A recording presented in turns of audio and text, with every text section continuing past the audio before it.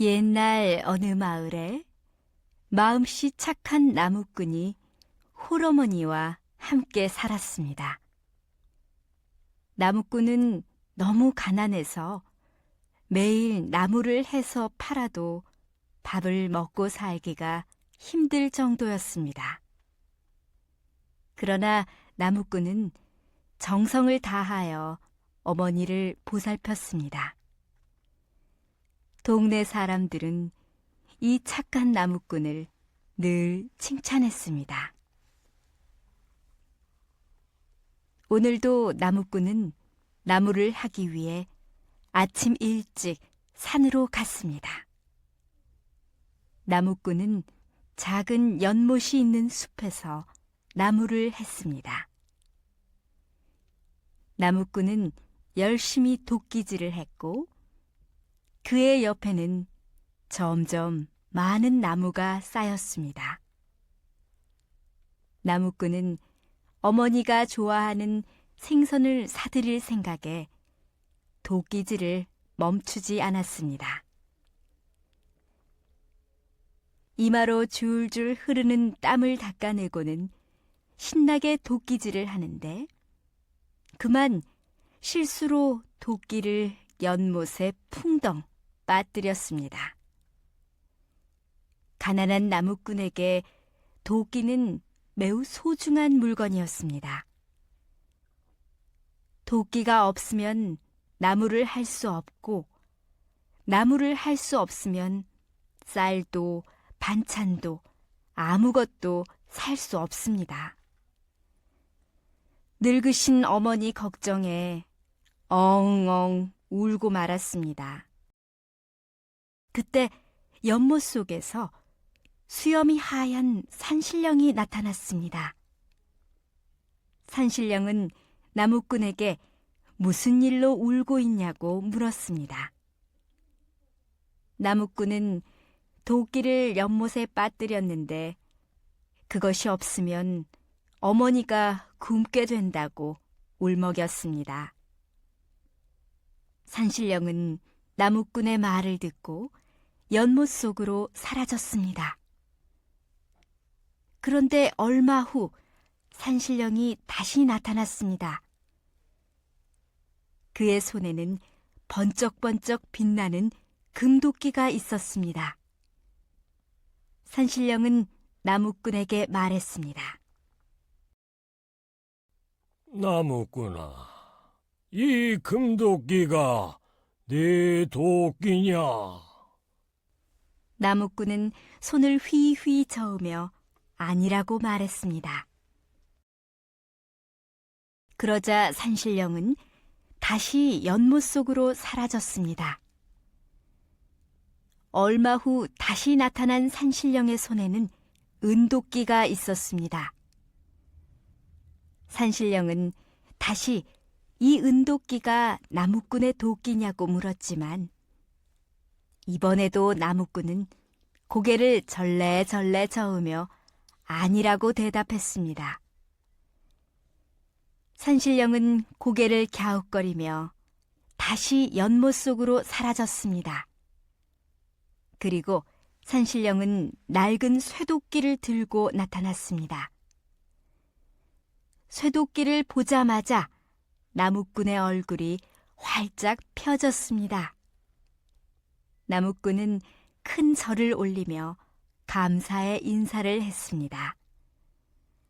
산신령은 허허 웃으며 착한 나무꾼에게 쇠도끼는 물론 금도끼와 은도끼까지 주었습니다. 나무꾼은 다시 한번 산신령에게 큰 절을 했고 산신령은 연못 속으로 사라졌습니다. 집에 돌아온 나무꾼은 금도끼와 은도끼를 비싼 값에 팔아서 동네에서 제일 가는 부자가 되었습니다. 마을 사람들은 부자가 된 나무꾼을 축하해 주었습니다. 그러나 나무꾼을 질투하는 사람이 한 명 있었는데 바로 이웃마을에 사는 게으른 나무꾼이었습니다. 게으른 나무꾼은 금도끼와 은도끼를 갖고 싶었습니다. 그래서 착한 나무꾼을 찾아가 어떻게 부자가 되었는지 물어보았습니다. 그리고 쇠도끼 한 자루를 들고 그 연못을 찾아 산으로 갔습니다. 연못가에 도착한 게으른 나무꾼은 쇠도끼를 연못에 휙 던졌습니다. 그리고 나무 그늘에 누워 산신령이 나오기를 기다렸습니다. 잠시 후 정말로 산신령이 나타났습니다. 나무꾼아, 이 금도끼가 네 도끼냐? 네, 그건 제 도끼예요. 그런데 제 은도끼는 못 보셨나요? 너는 정말 욕심이 많구나.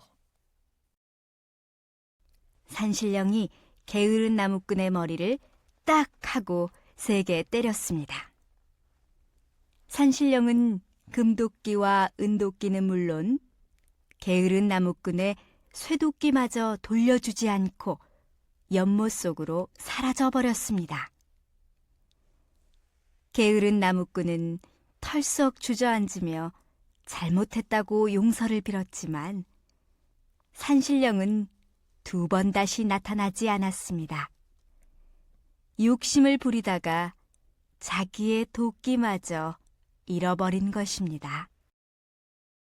옛날 어느 마을에 마음씨 착한 나무꾼이 홀어머니와 함께 살았습니다.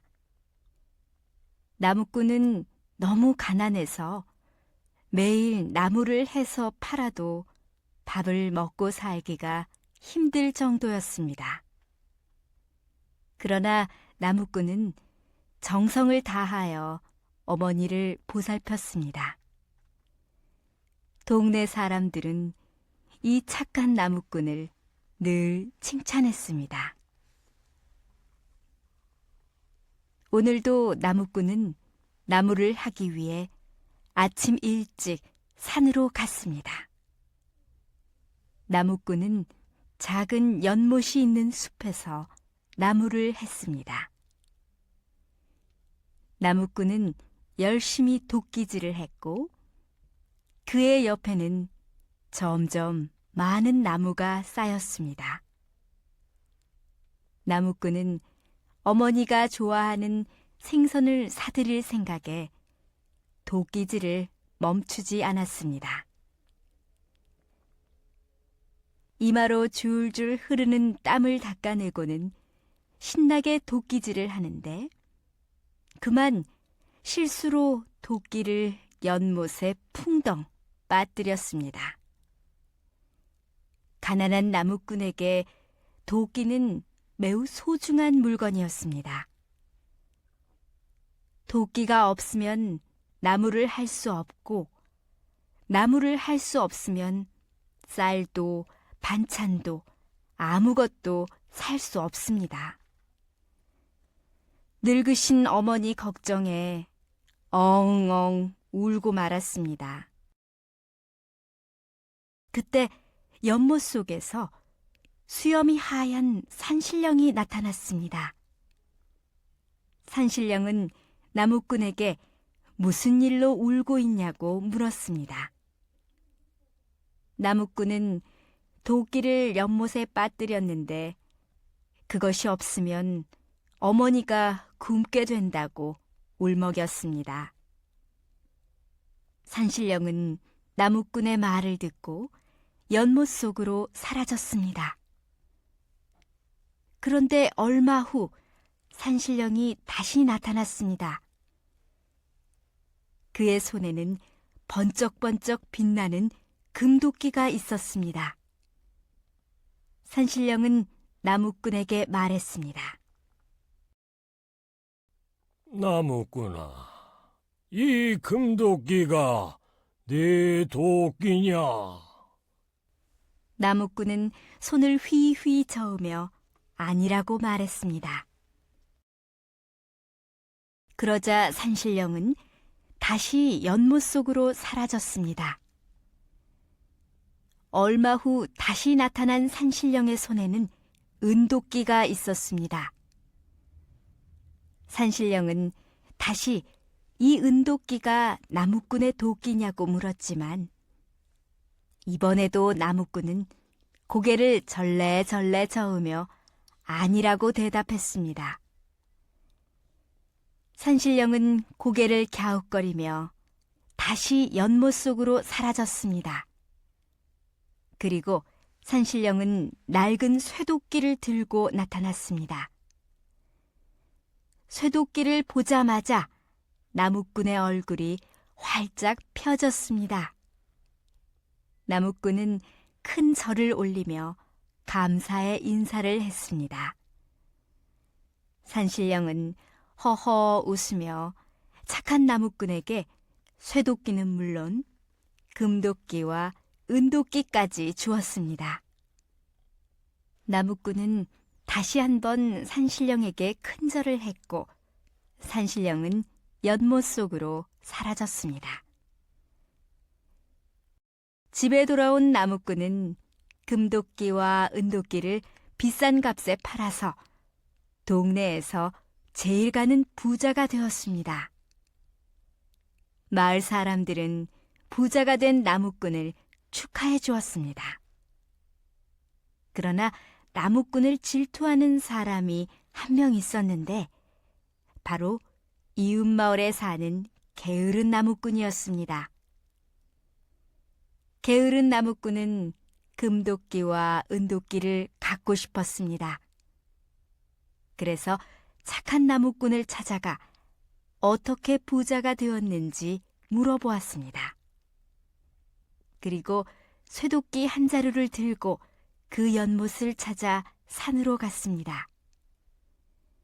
연못가에 도착한 게으른 나무꾼은 쇠도끼를 연못에 휙 던졌습니다.